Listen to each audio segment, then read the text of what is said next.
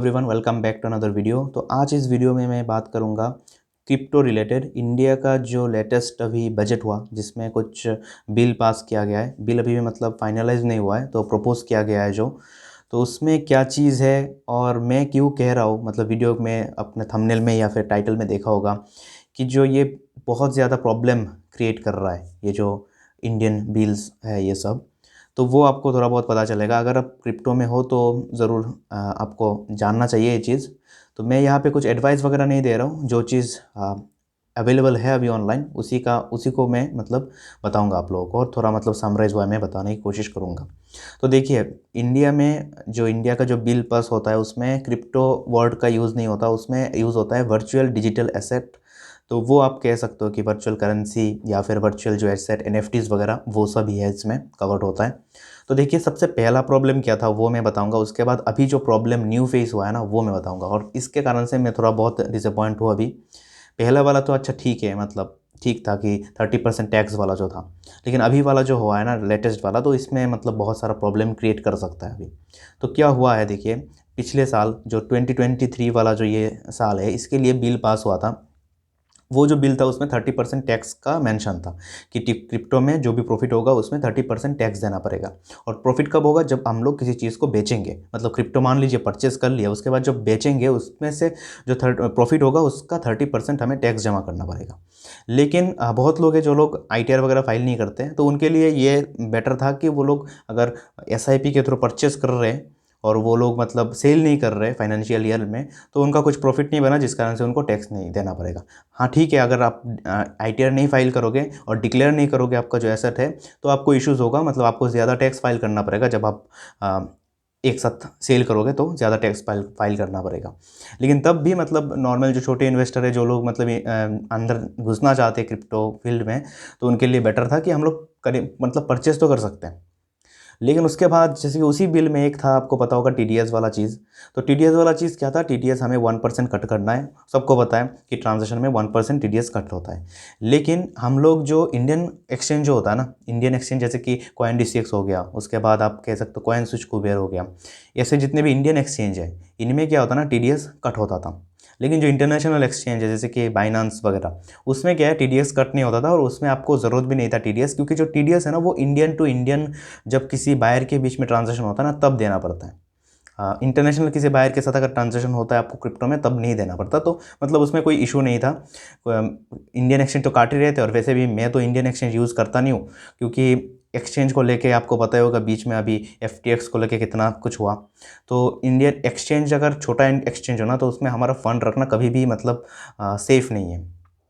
अगर हम लोग बड़े एक्सचेंज में रखें, बाइनेंस भी सेफ़ नहीं है, मैं नॉर्मली बाइनेंस यूज़ करता हूँ। बाइनेंस भी उतना सेफ़ है या नहीं वो आप कह नहीं सकते, लेकिन तब भी मतलब बड़ा एक्सचेंज है तो हो सकता है कि उतना ज़्यादा मतलब प्रॉब्लम ना क्रिएट हो, जैसे अभी कुछ दिन पहले जो एफटीएक्स वाला हुआ वैसा। तो अगर मान लीजिए अभी मैं बाइनेंस में ट्रेड करता हूँ तो टीडीएस का कोई इशू नहीं है। लेकिन अभी क्या हुआ रिसेंटली, जो अभी पार्लियामेंट में जो ये जो बिल प्रपोज किया गया 2023-24 के लिए, उसमें क्या है इशू, अभी टीडीएस का एक अलग सा रूल डाला है इसमें कि अगर कोई टीडीएस नहीं पे करेगा तो उसको करीब फाइन तो देना ही पड़ेगा, साथ में जेल भी हो सकता है 3 से करीब 84 मंथ, मतलब शायद 7 ईयर तक का जेल का टाइम हो, मतलब वो पनिश हो सकता है ऐसा।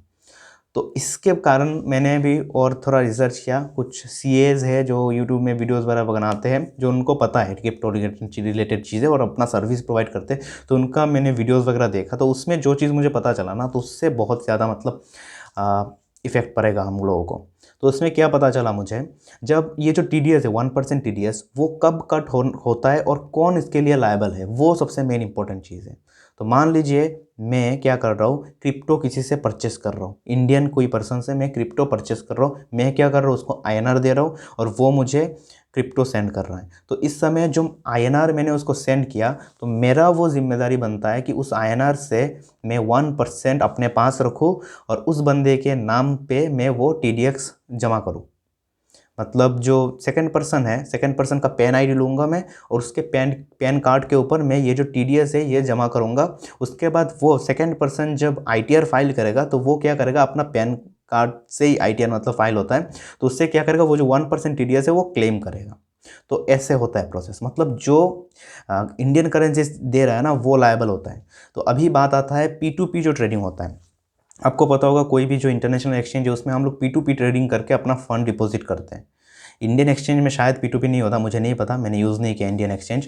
तो उसमें क्या होता है ना, इंडियन जब P2P हम लोग करते हैं तो वो इंडियन पर्सन होता है, तो इंडियन पर्सन को ही हम लोग पैसा सेंड करते हैं यूपीआई के थ्रू या फिर IMPS के थ्रू, और वो क्या करता है हमें USDT देता है। USDT एक वर्चुअल डिजिटल एसेट ही है, ये एक क्रिप्टो करेंसी है, स्टेबल का कॉइन है भली, तो वो हमें वो देता है। तो इसमें हमें ट्रांजेक्शन किया, और मैं अगर मुझे फ़ंड ऐड करना है बाइनेंस में तो मैं क्या करूँगा, मैं INR प्रोवाइड करूँगा ना उसको।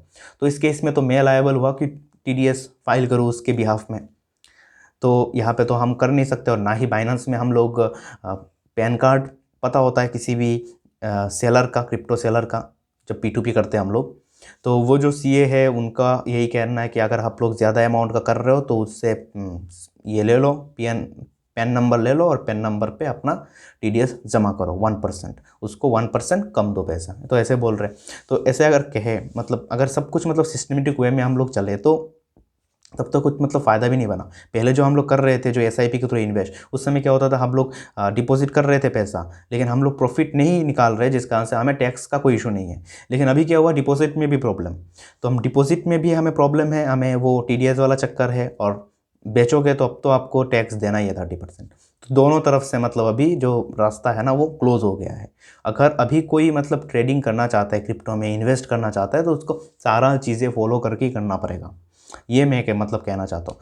मुझे पता है कि जो इतना छोटे छोटे चीज़ों में मुझे नहीं लगता कि इतना इफ़ेक्ट पड़ेगा, लेकिन क्या कह सकते हैं, अगर आपको रूल मेंटेन करके जाना है ना, तो आपको ये सब चीज़ें तो मेंटेन करके रखना ही पड़ेगा। तो इस कारण से मैं थोड़ा डिसअपॉइंट हूँ कि ऐसा जो न्यू जो बिल है उसमें ऐसा कुछ मेंशन किया है। बाकी तो आप लोगों को पता होगा, आप लोग बताइए आपका क्या सीन है, अगर आप लोग कैसे कर रहे हो, कितने लोग हैं जो लोग इन्वेस्ट वगैरह करते हो क्रिप्टो में। बस यही था इस वीडियो में। मैंने सोचा कि क्या पता फ्यूचर में क्या होगा इसके रिगार्डिंग, तो एक बार मेरा जो व्यू पॉइंट है वो भी एक बार डाल देता हूँ अपने चैनल पे, जिस कारण से ये वीडियो बनाया। तो thank you for watching this video and stay connected.